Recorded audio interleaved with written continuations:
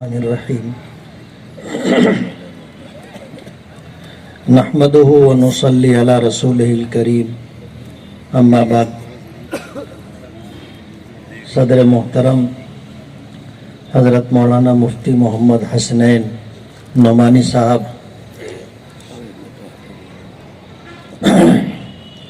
میرے بھائی مولانا عمرین محفوظ صاحب، معززین شہر اور ڈاکٹر اشفاق صاحب، ڈاکٹر اخلاق صاحب اور ان کے اہل خانہ، نعمت خداوندی ملنے پر ایک ایمان والے کی کیا ذمہ داری ہوتی ہے،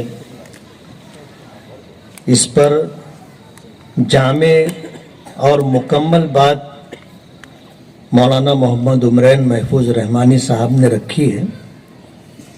میں سوچ رہا تھا کہ اب کہنے کے لیے کچھ باقی نہیں، لیکن رضوان بھائی نے ابھی ایک جملہ کہا، اس سے مجھے کچھ کہنے کا راستہ مل گیا کہ ہمیشہ شکر گزاری کرتے رہو، ہمیشہ شکر گزاری کرتے رہو۔ اگر کوئی آپ کو حقارت کی نگاہ سے دیکھ رہا ہے تو ہزاروں نگاہیں آپ کو رشک کی نگاہوں سے بھی دیکھ رہی ہیں۔ دنیا میں یہ ممکن ہی نہیں ہے کہ سبھی آپ سے راضی اور خوش ہوں۔ جب اللہ تعالیٰ سے سب راضی نہیں ہے تو بندوں سے سب کیسے راضی رہ سکتے ہیں؟ آج اس وقت جو صورتحال ہے مالیگاؤں کی، اگر یہ کہا جائے تو برحق ہوگا کہ جھولیاں سب کی بھرتی جاتی، دینے والا نظر نہیں آتا۔ ایک زمانہ تھا مالیگاؤں کا کہ مالیگاؤں میں گنے چنے لوگ تھے جن کو مالدار سمجھا جاتا تھا۔ آج الحمدللہ خوشحال لوگوں کی ایک لمبی فہرست ہے اور مالیگاؤں کے حالات بدلتے جا رہے۔ ایسا نہیں ہے کہ حالات بگڑ رہے ہوں، لیکن جن کو اللہ نعمتیں عطا کرے ان کی ذمہ داری ہے شکر گزاری کی، اور اسی کے ساتھ اس بات کو ذہن میں رکھنا چاہیے کہ تاریخ اگر آپ اٹھا کر کے دیکھو گے تو خوشحالی اور مالداری تیسری پیڑھی تک نہیں جاتی۔ ہم نے بہت سارے لوگوں کو مالیگاؤں میں دیکھا، بہت خوشحال تھے، لیکن آج ان کی نسلوں کو دیکھو تو اندازہ ہوتا ہے کہ کبھی ان کے دادا مالدار تھے، آج وہ دوسروں کے ہاں ملازمت کر رہے۔ سوچنے کی بات یہ ہے کہ ایسا کیوں ہوتا ہے؟ ایسا کیوں ہوتا ہے کہ مالداری تیسری پیڑھی تک نہیں آتی؟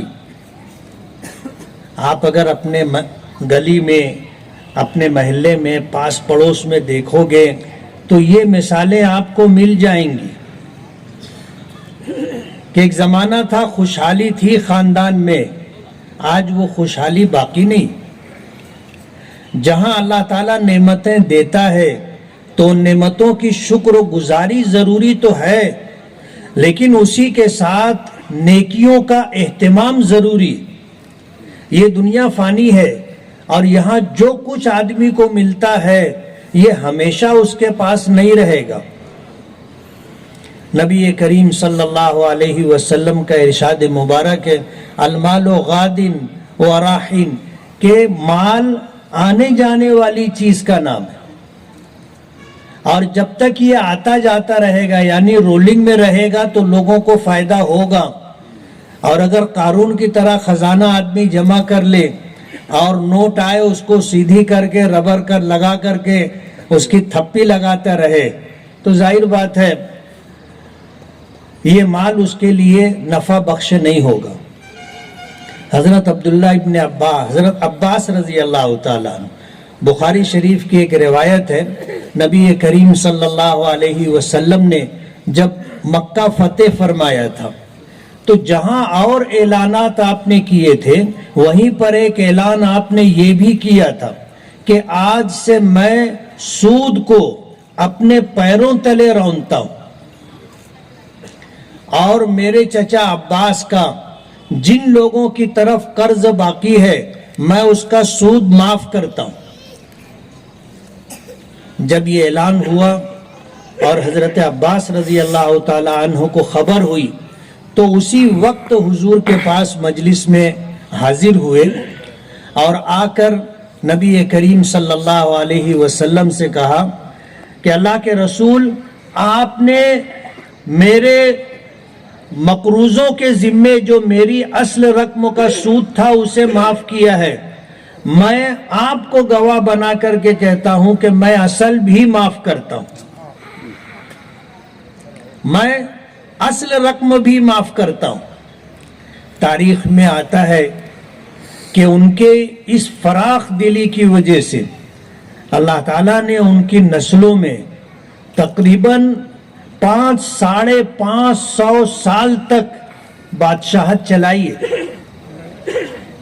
ورنہ آپ تاریخ دیکھو گے تو مالداری تیسری پیڑھی تک نہیں جاتی، اقتدار بدلتا رہتا ہے، آج کوئی ہے کل کوئی ہے، یہ صورتحال رہتی ہے۔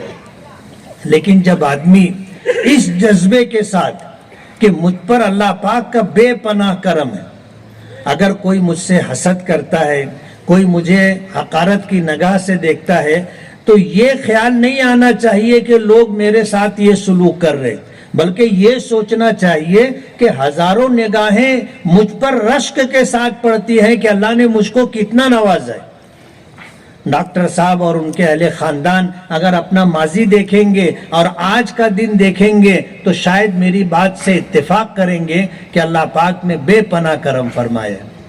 آخری بات کہنا چاہوں گا، ہم اہل ایمان دنیا کی نعمتیں فانی ہیں اور اس بات کی ہمیشہ کوشش کرتے رہنا چاہیے کہ جہاں ہمیں ہمیشہ رہنا ہے آخرت، اللہ تعالیٰ وہاں ہمیں اس سے بہتر فارم ہاؤس عطا فرمائے، اس سے بہتر ٹھکانہ عطا فرمائے جہاں ہمیشہ رہنا ہے۔ یہ خیال ایک ایمان والے کے اوپر ہمیشہ حاوی رہنا چاہیے کہ یہ دنیا ہمیشہ رہنے کی جگہ نہیں ہے، یہاں اللہ نے جو کچھ عطا کیا ہے یہ اس کا کرم اور اس کا فضل ہے۔ ابھی جیسے مولانا عمرین صاحب نے کہا کہ یہ کسی کی علم کی بنیاد پر مل جاتا ہو، ایسا نہیں ہے۔ شیخ سعدی نے کہا ہے کہ اگر روزی بدانش برفزودے زنادہ تنگ تر روزی نہ بودے، اگر عقل و دانش کی بنیاد پر آدمی مالدار ہوتا اور دولت ملتی تو نادان اور بیوقوف سے زیادہ اس دنیا میں تنگ دست تو کوئی دوسرا نہیں ہوتا، مگر آنا کہ روزی رساند کہ عاقل اندری حیران بماند۔ لیکن یہ اس کی قدرت ہے پروردگار کی کہ وہ نہ سمجھ لوگوں کو، بے پڑھے لکھے لوگوں کو اتنی دولت دیتا ہے کہ پڑھے لکھے لوگ حیران رہتے ہیں کہ یار ہم لوگ جو ہے کاسٹنگ نکالتے ہیں، حساب و کتاب کرتے ہیں، سال کے آخر میں جب حساب نکالا جاتا ہے تو معلوم ہوتا ہے کہ دیوالیہ نکل گیا، اور جن لوگوں کو کاسٹنگ سمجھتی بھی نہیں ہے وہ کاروبار کرتے ہیں، لکھنا نہیں آتا، اپنے ساتھ ایک بچے کو رکھتے ہیں، یار یہ لکھ لیتا ہوں، یہ لکھ دیتا ہوں، وہ سال میں کماتے رہتے ہیں۔ یہ اللہ کی عطا و بخشش ہے، اللہ جسے چاہتا ہے اسے دیتا ہے۔ آدمی اپنی عقل کی بنیاد پر، اپنے علم کی بنیاد پر، اپنے تجربے کی بنیاد پر کچھ کماتا نہیں ہے، کچھ ملتا نہیں ہے، دیتا ہے تو وہی دیتا ہے۔ جھولیاں سب کی بھرتی ہیں، دینے والا نظر نہیں آتا۔ میں ڈاکٹر اشفاق صاحب، ڈاکٹر اخلاق صاحب اور ان کے تمام خاندان گھر کے لوگوں کو دلی مبارکباد پیش کرتا ہوں اور دعا ہے کہ اللہ تعالیٰ ان نعمتوں کو باقی رکھے، اللہ تعالیٰ ان نعمتوں کو باقی رکھے اور شکر گزاری کی توفیق عطا کرے، اور ہمیشہ یہ احساس غالب رہے کہ نیکیوں کے ذریعے اللہ راضی اور خوش ہوتا ہے، اور جب وہ راضی اور خوش ہوتا ہے تو پھر کسی کے چاہنے سے ہمارا کچھ بگڑتا نہیں ہے۔ بہت بہت شکریہ۔ لِيَبْلُوَنِي أَأَشْكُرُ أَمْ أَكْفُرُ صدق اللہ مولانا العظیم۔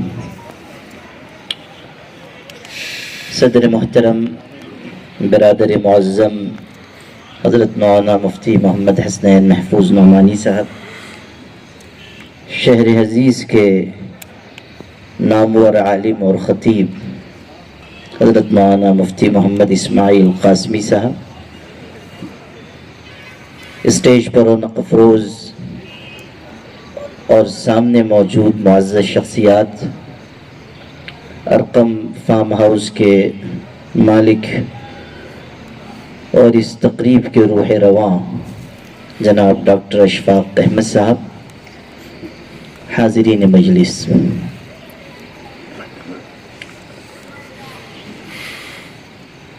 اللہ تعالیٰ نے قرآن مجید میں ہمیں یہ بات سکھائی ہے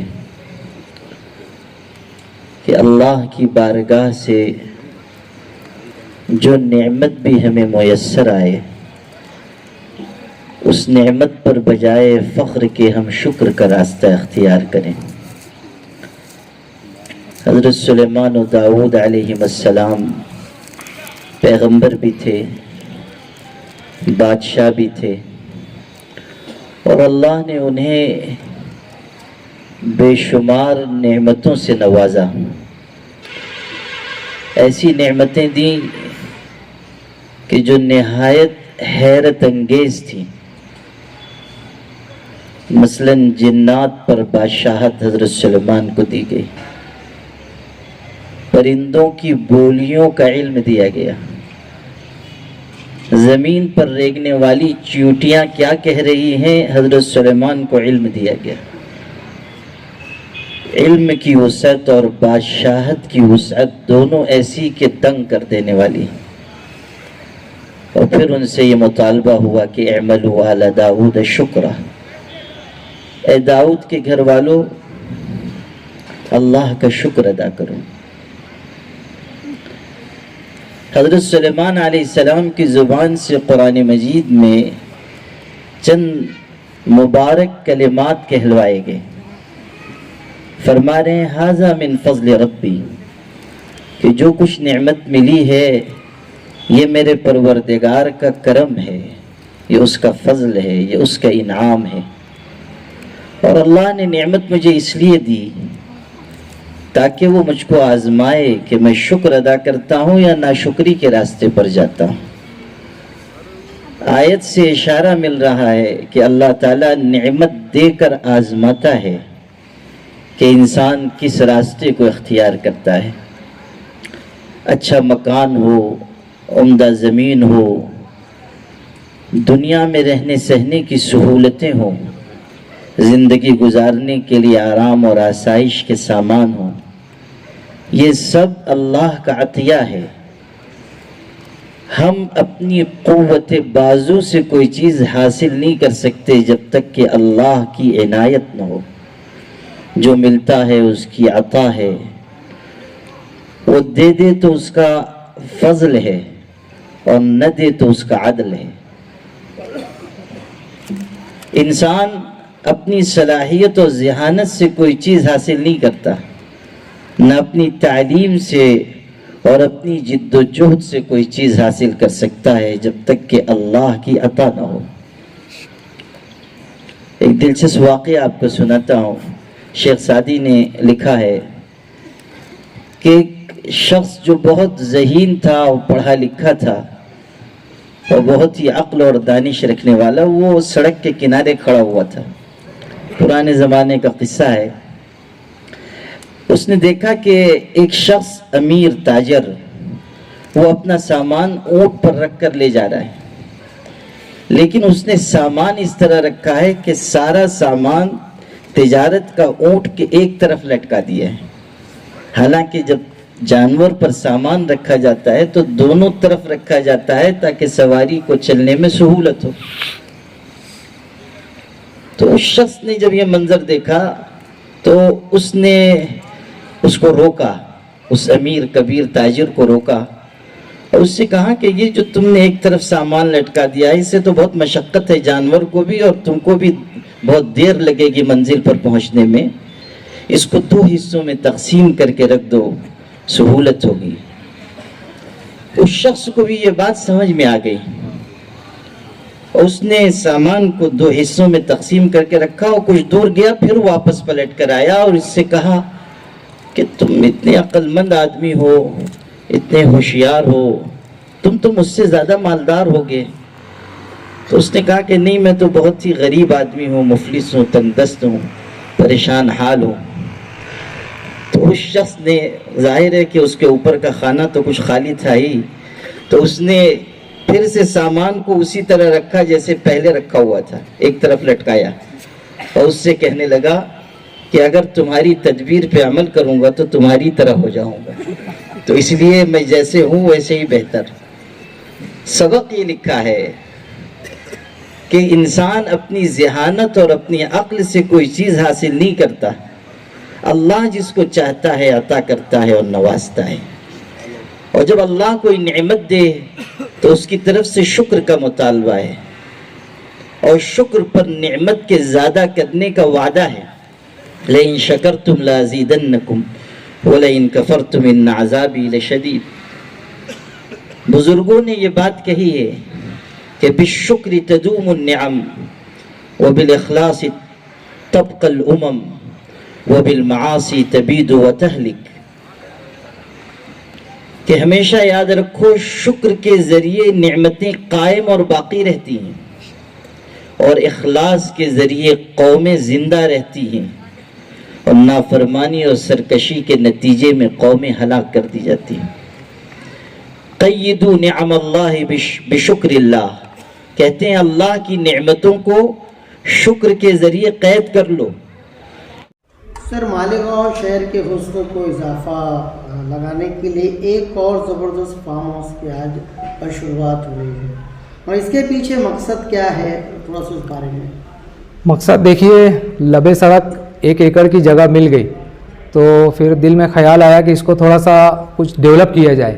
اب ڈیولپ کرنے کے تعلق سے ایسا ہے کہ یہاں تک گاؤں کا کاروبار اور ایسا کچھ ابھی یہاں تک پہنچا نہیں تھا، تو دل میں یہی خیال آیا کہ ایک فارم ہاؤس بنا لیتے ہیں، وال کمپاؤنڈ کر کے فارم ہاؤس بنا لیتے ہیں۔ تو فارم ہاؤس بنانے کی بات دل میں آئی، وہ دھیرے دھیرے بناتے بناتے الحمدللہ یہ بہت خوبصورت چیز بن گئی ہے، اور لوگ اسے ریسورٹ بھی کہنے لگ گئے ہیں۔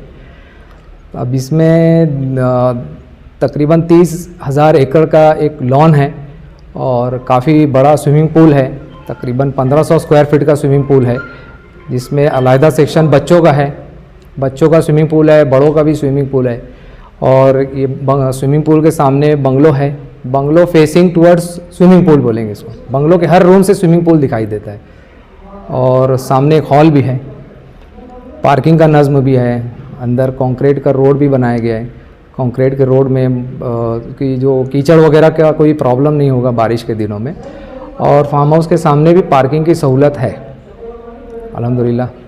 عموماً دیکھا گیا ہے کہ اس طرح کے فارم ہاؤس سے عام لوگ جو ہے وہ فائدہ اٹھاتے ہیں، فیضیاب ہوتے ہیں۔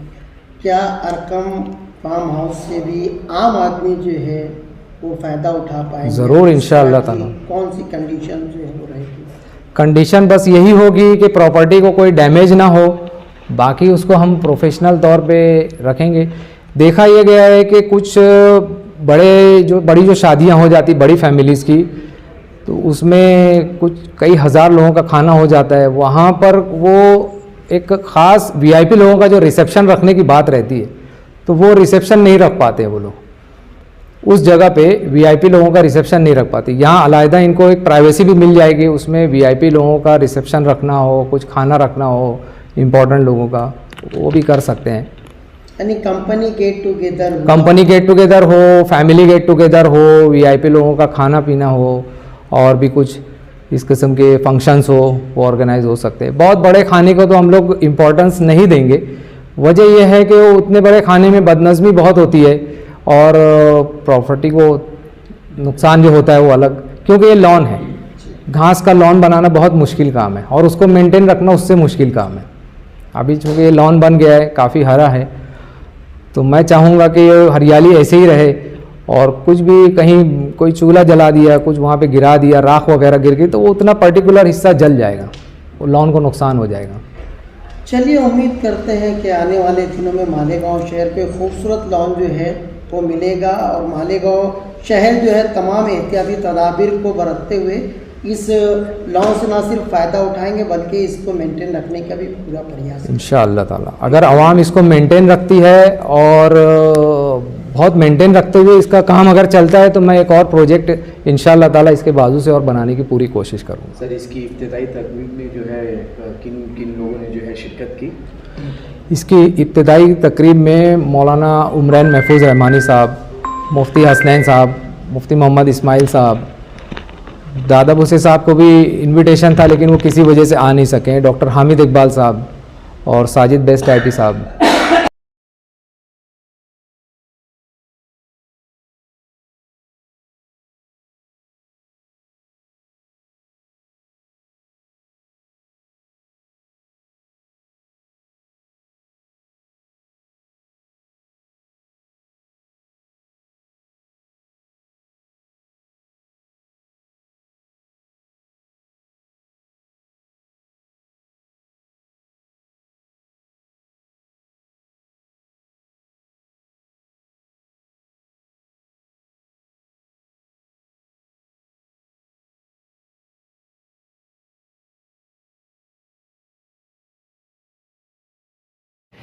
شہر کی معزز شخصیات بھی یہاں جلوہ افروز ہیں۔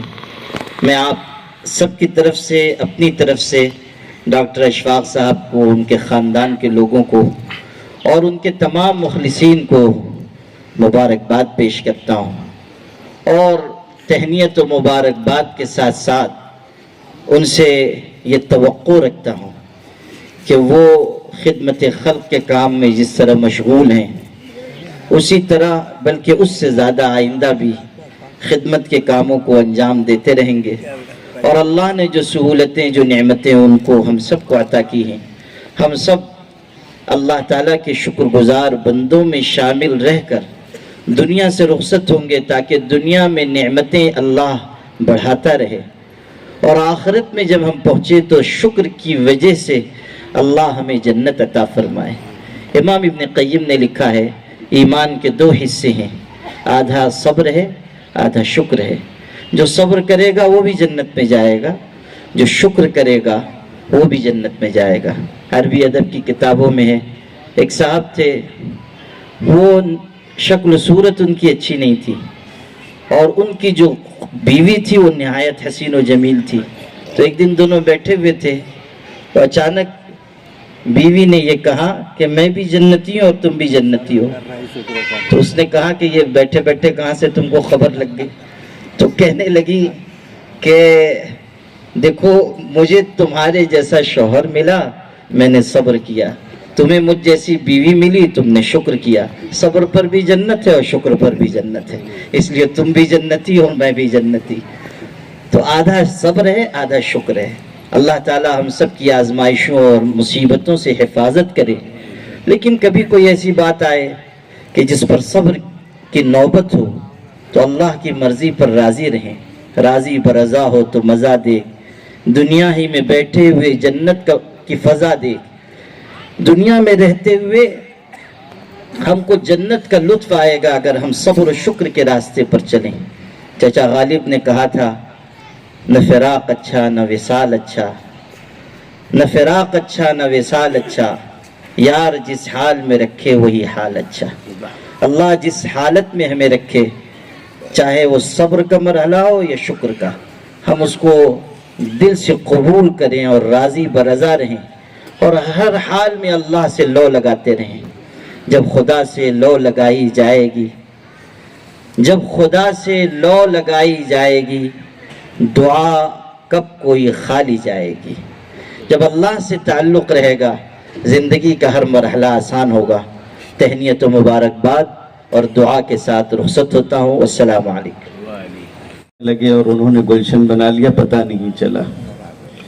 اللہ تعالیٰ ان کے اس چمن کو شاد و آباد رکھے اور ان کے لیے اللہ خیر و برکت کا سبب بنائے۔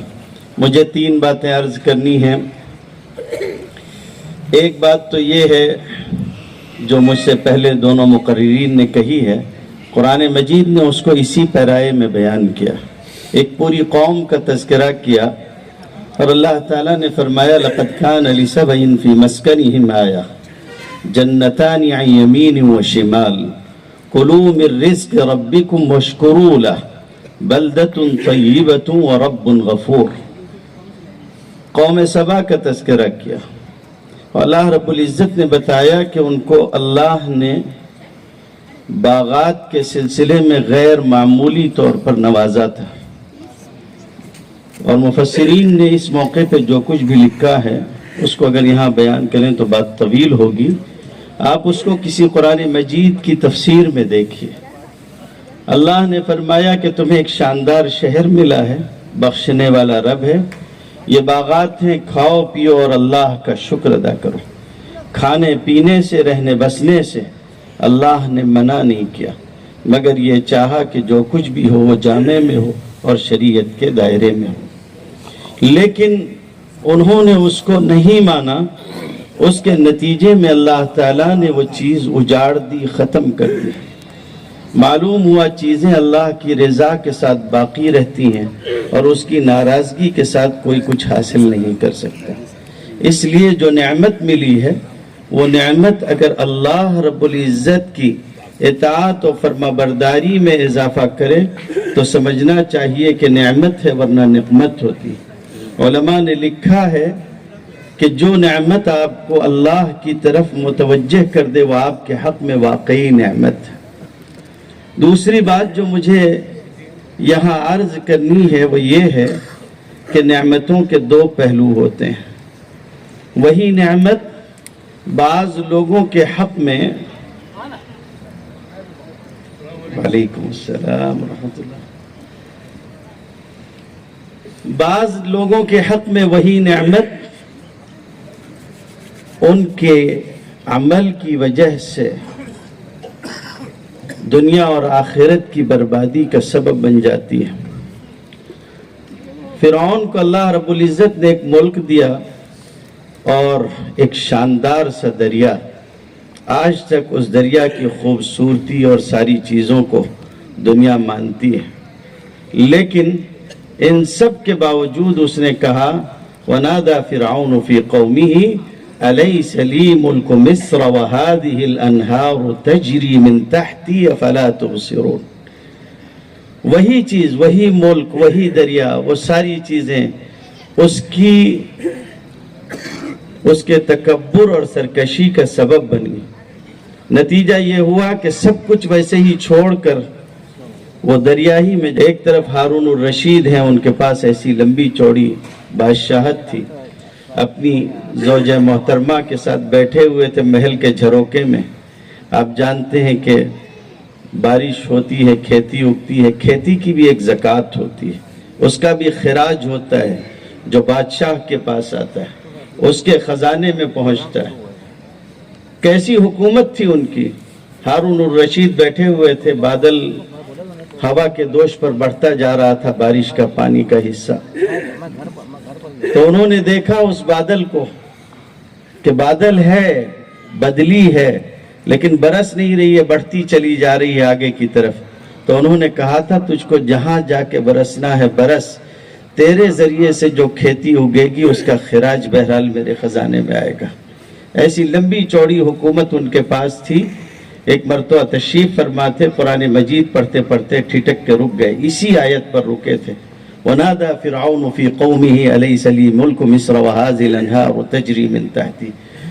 تو جلال میں آگے وہ کہا کہ فرعون کے پاس ایک مصر تھا اور اس نے اللہ کی نافرمانی کی، یہ حیثیت اور اس کا یہ مقام.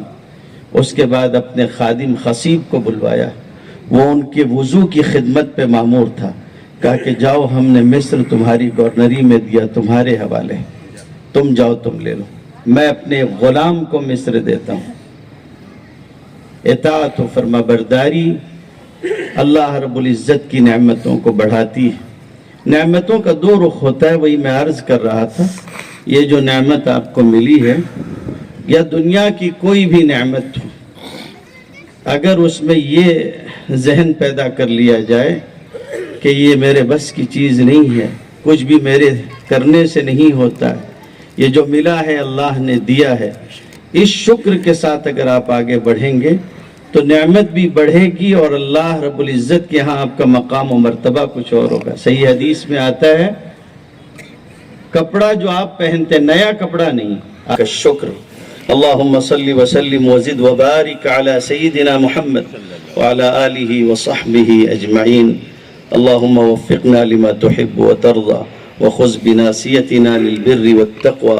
اللہم احسن عاقبتنا فی الامور كلها وأجرنا من خزي الدنيا وعذاب الآخرة. اللهم انفعنا بنا وعلمنا بما ينفعنا وزدنا علما يا ذا الجلال والإكرام. اللہ ہم سب کے گناہوں کو معاف فرما دیں, خطاؤں و لغزشوں سے درگزر فرما دیں. جو زندگی گزر گئی اللہ اس سے صرف نظر فرما دیں. آئندہ زندگی میں اطاعت و فرما برداری کی توفیق عطا فرما دیں. جس مقصد کے لیے جمع ہوئے ہیں اللہ اپنے فضل سے عطا فرما دیں. راہ کی رکاوٹوں کو دور فرما دیں. جو آپ نے عطا فرمایا ہے اللہ اس میں برکت عطا فرما دیں. اور اللہ جس چیز میں ہمارے لیے شر ہو اس سے پناہ کے اللہ راستے ہم سب پر کھول دیں. کریم اللہ ہر وہ خیر جو آپ نے پیدا فرمایا ہے